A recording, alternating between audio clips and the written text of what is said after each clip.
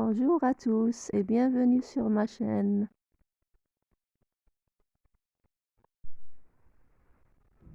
Dans cette vidéo, je vais vous expliquer comment faire une description avec précision, que ce soit pour une personne, un animal ou un lieu. Alors, restez avec moi pour découvrir toutes ces astuces. C'est parti! 3, 2, 1. J'ai déjà partagé avec vous dans une vidéo précédente les types de textes. Je vous invite donc à cliquer sur le premier lien dans la description pour voir cette vidéo. Un texte descriptif décrit et donne des détails sur une personne, un animal, un objet ou un lieu. Les textes descriptifs, on les trouve souvent dans un documentaire, mais on peut en trouver aussi à l'intérieur d'un récit, d'un poème ou d'un guide de voyage. Le temps qu'on utilise dans un texte descriptif est le présent ou l'imparfait. Dans un texte descriptif, on utilise des verbes d'état comme paraître, sembler, avoir l'air, passer pour, demeurer, rester, devenir. Dans un texte descriptif, on utilise des comparaisons. Il était comme, il ressemblait à. Lorsqu'il s'agit de la description d'une personne, par exemple, on peut dire il était fort comme un rocher ou elle ressemblait à Alice au pays des merveilles. Des illustrations peuvent préciser le texte descriptif et aider à le comprendre. Lorsqu'on fait une description, il est important d'utiliser des dessins et des illustrations parce que de cette façon-là, le lecteur peut imaginer ce qu'on a décrit. Dans un texte descriptif, le vocabulaire est riche et très spécifique, et on trouve un grand nombre d'adjectifs qui donnent des précisions. Une bonne description doit permettre au lecteur de voir ce que l'on décrit. Elle doit pouvoir lui permettre de la représenter par un dessin, d'où l'importance d'ordonner les détails et de ne pas les placer au hasard.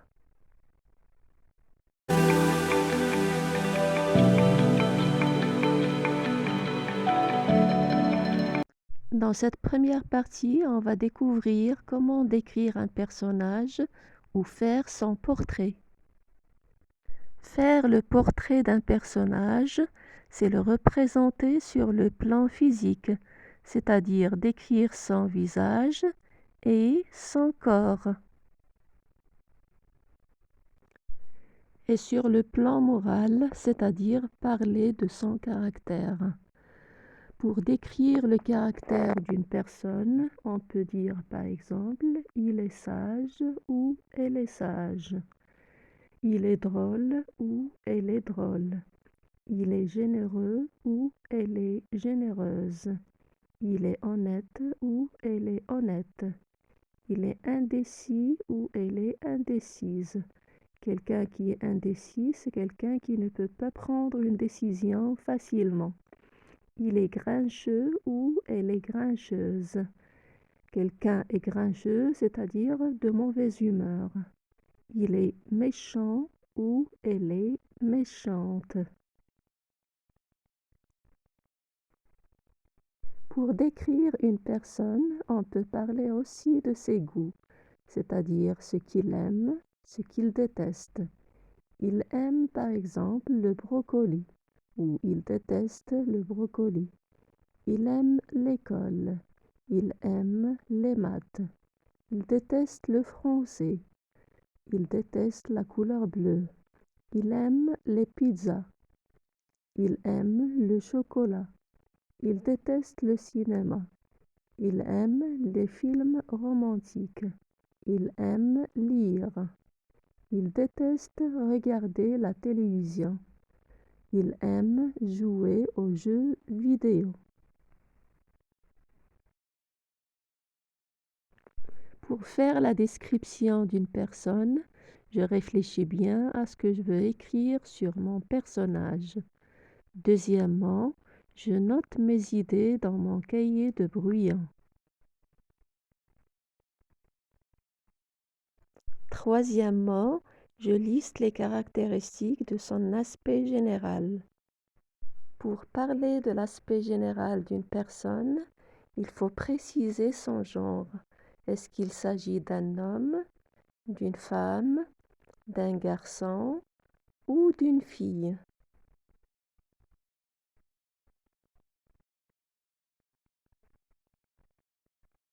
Il faut préciser aussi son âge.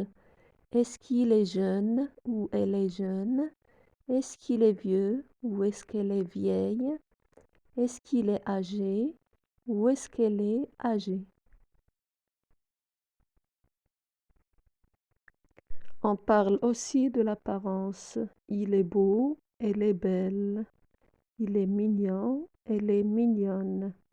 Il est joli, elle est jolie. Il est laid, elle est laide. Il est moche, elle est moche. Beau, mignon et joli sont des synonymes. Laid et moche sont des synonymes. Pour décrire une personne, on précise aussi la taille. Il est grand, elle est grande. Il est petit, elle est petite. Il est de taille moyenne, elle est de taille moyenne. Par exemple, Julien est grand. Denis est de taille moyenne. Simon est petit. Julienne est grande. Denise est de taille moyenne. Simone est petite. On indique aussi la taille. Il est gros, elle est grosse. Il est mince ou maigre, elle est mince, elle est maigre. Par exemple, Louis est mince ou maigre. François est gros. Louise est mince ou maigre. Françoise est grosse. On parle des cheveux. Le personnage qu'on va décrire peut avoir les cheveux noirs, bruns, blancs ou roux.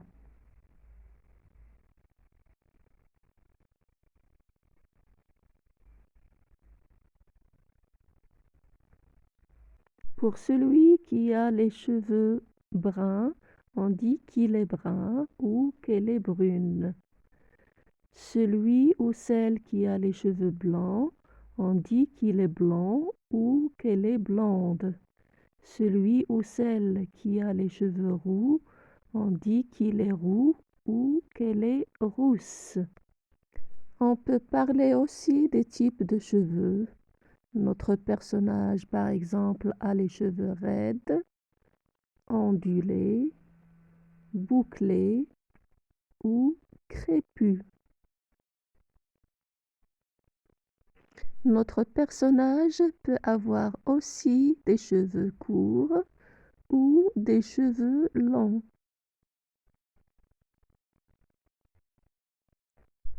On parle des yeux. On peut dire il a ou elle a de grands yeux ou de petits yeux, ou ses yeux sont grands, ses yeux sont petits. On peut dire il a les yeux ou ses yeux sont verts, marron, bleu, gris ou noir. Le personnage qu'on veut décrire peut avoir des traits particuliers. Il peut avoir par exemple une barbe ou une moustache. On peut dire il a une barbe ou il a une moustache. Parmi les traits particuliers que peut avoir une personne, il y a les grains de beauté et les taches de rousseur. Pour faire la description de quelqu'un, on peut dire qu'il a un grain de beauté ou des taches de rousseur. On peut dire aussi qu'il a un tatouage ou un piercing.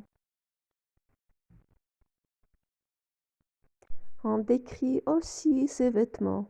Ce personnage porte un pull, une jupe, une salopette, un chemisier, une chemise, un pantalon, un sweat, un t-shirt, un blouson, une robe, des chaussures ou des bottes. Après avoir parlé de l'aspect physique de notre personnage, on peut parler de son aspect moral ou de son caractère. Et on peut utiliser les adjectifs qu'on a déjà cités auparavant ou d'autres adjectifs de votre choix. On peut dire alors il est sage, il est drôle, il est généreux ou elle est généreuse, il est honnête, il est indécis ou elle est indécise, il est grincheux, elle est grincheuse, il est méchant, elle est méchante. Pour parler du caractère, on peut utiliser d'autres adjectifs comme heureux, heureuse, souriant, souriante, amoureux, amoureuse, émotif, émotive, triste, malheureux, malheureuse, stressé, nerveux, nerveuse, paresseux, paresseuse, peureux, peureuse, gentil, sympa. Pour continuer à décrire son caractère, on peut parler aussi de ses goûts, c'est-à-dire ce qu'il aime, ce qu'il n'aime pas, ce qu'il adore, ce qu'il déteste. Par exemple, il aime écouter de la musique ou il aime la musique. Il adore regarder la télé ou il adore la télé. Il aime danser ou il aime la danse. Il déteste lire ou il déteste la lecture. Il adore chanter ou il adore le chant. Il aime voyager ou il aime les voyages. Il adore dessiner ou il adore les dessins. Il déteste nager ou il déteste la natation. Il aime peindre ou il aime la peinture. Il adore jouer au foot ou il adore le foot. Il déteste jouer au basket ou il déteste le basket. Et voici un exemple de portrait d'un personnage.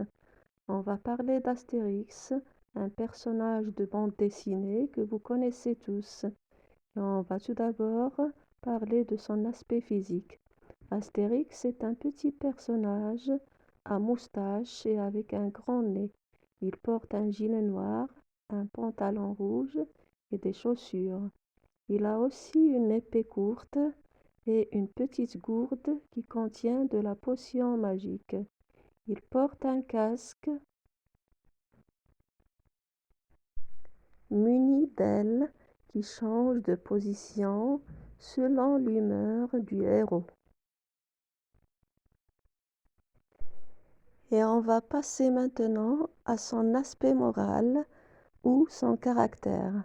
Astérix est intelligent, rusé et courageux. C'est un très bon combattant à l'épée. Il s'énerve très vite, même devant une situation banale. Il est aussi très peu patient avec les gens. Et voici un autre exemple de portrait physique et moral. Notre personnage s'appelle maintenant Ali. Ali était jeune, grand, mince.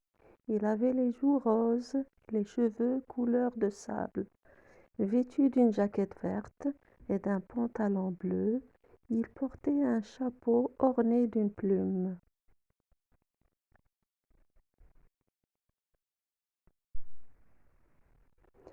À ses hautes bottes étaient fixés des éperons d'argent. Ali marchait rarement. En général, il circulait sur son cheval, qui était aussi son ami. C'est un garçon aimable et souriant. Un autre exemple de description. la description d'un animal et on prendra l'exemple d'un chat. Mon chat est très mignon. Il s'appelle Mimi. Il a une tête ronde, de petites oreilles pointues, des yeux bleu ciel, un nez aplati, une petite bouche, de longues moustaches, 4 pattes courtes et une longue queue touffue. La fourrure est blanche comme de la neige douce. Il est adroit et drôle. Il saute très haut et attrape le ballon. Il aime manger les souris. Il dort dans une corbeille ornée de dentelles.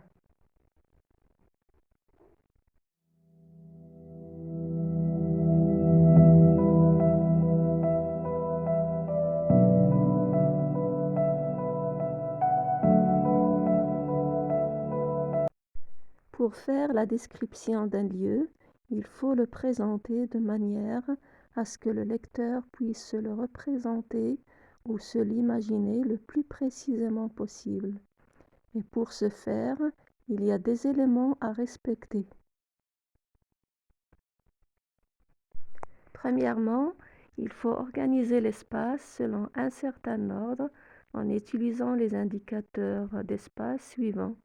À droite, à gauche, à l'extérieur, à l'intérieur, au-dessus d'eux, au-dessous d'eux, dans un coin, au fond, en haut, en bas, au milieu d'eux, en face d'eux, de chaque côté, et ainsi de suite. Il faut aussi nommer ce que l'on peut voir dans ce lieu, les différentes formes par exemple, la végétation, les couleurs, le ciel, les habitations, les animaux, les humains, et ainsi de suite. Après avoir décrit ce que l'on voit, on va décrire ce qu'on entend comme les bruits naturels, c'est-à-dire les bruits qui se trouvent dans la nature, comme le chant des oiseaux, le bruit de la pluie, celui des vagues ou le bruit du tonnerre.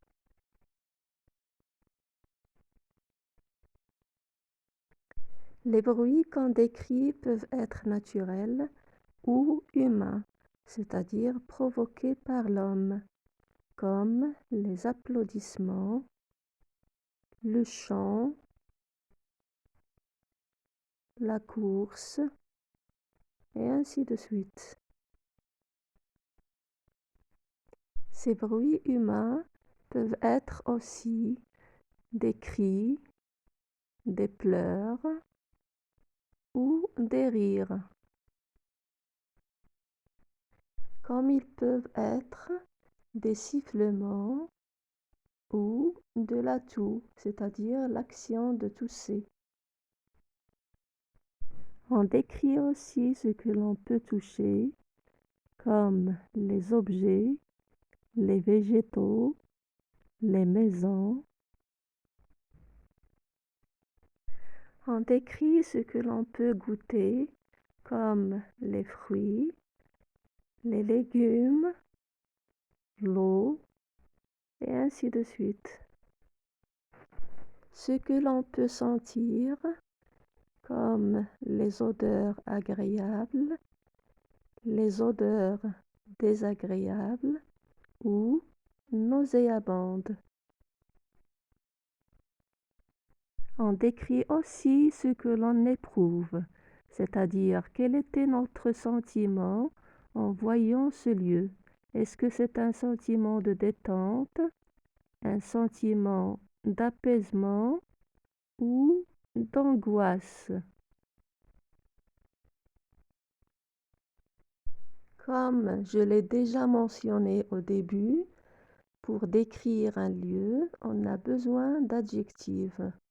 Et on utilise le plus souvent des adjectifs de couleur comme bleu au masculin et au féminin, rose, rouge, jaune, vert, verte, brun, brune, mauve, orange, noir au masculin et au féminin, blanc, blanche, gris, grise. Pour décrire un lieu, on a besoin aussi d'adjectifs pour décrire les formes. Exemple, carré, rectangulaire, ovale, rond ou ronde, circulaire, triangulaire, sphérique, allongé, court ou courte, long ou longue.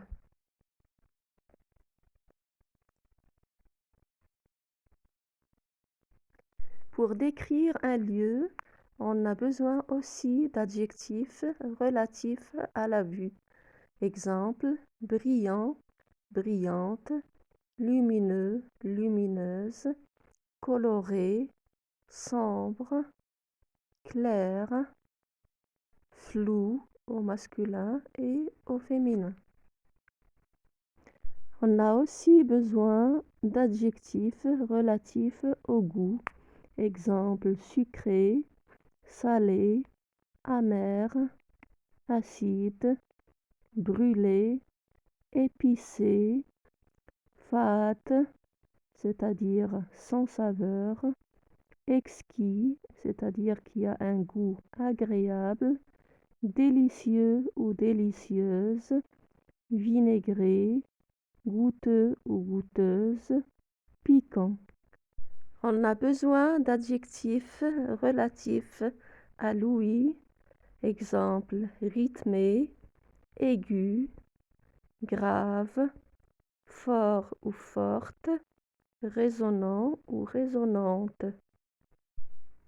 Des adjectifs relatifs au toucher, exemple doux ou douce, granuleux ou granuleuse, humide, sec ou sèche, collant ou collante, chaud ou chaude, froid ou froide, lisse, rugueux ou rugueuse, souple, mou ou molle, solide, dur. Et voici un exemple de description de lieu. On prendra l'exemple d'une classe. Ma classe est vaste et bien éclairée. Au milieu de ma classe se situe un grand tableau vert qui a 4 panneaux.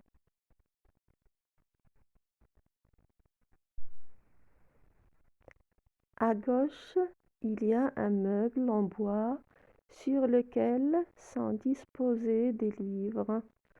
Dans ma classe, il y a un bureau pour la maîtresse et des tables pour les élèves. J'aime bien ma classe car j'aime comme elle est décorée. Un autre exemple de description d'un lieu, et maintenant c'est une campagne qu'on va décrire. Un jour, j'ai passé une belle journée printanière à la campagne. En arrivant, je ne crois pas mes yeux. La nature est en fête.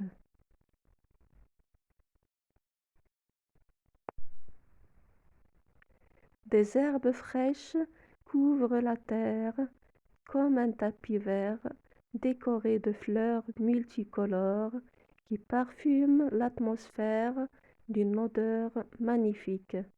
Une rivière brille comme un ruban d'argent. Je me promène dans les vastes champs et je respire l'air frais. Quel beau paysage! Merci d'avoir regardé cette vidéo jusqu'au bout. Ça me fait vraiment plaisir. Si cette vidéo vous a plu, pensez à mettre un pouce bleu, à vous abonner et à activer la cloche pour ne rien manquer. Dites-moi en commentaire ce que vous avez retenu ou si vous avez des sujets que vous aimeriez que j'aborde. Dans la prochaine vidéo, on va apprendre comment parler de sa routine quotidienne.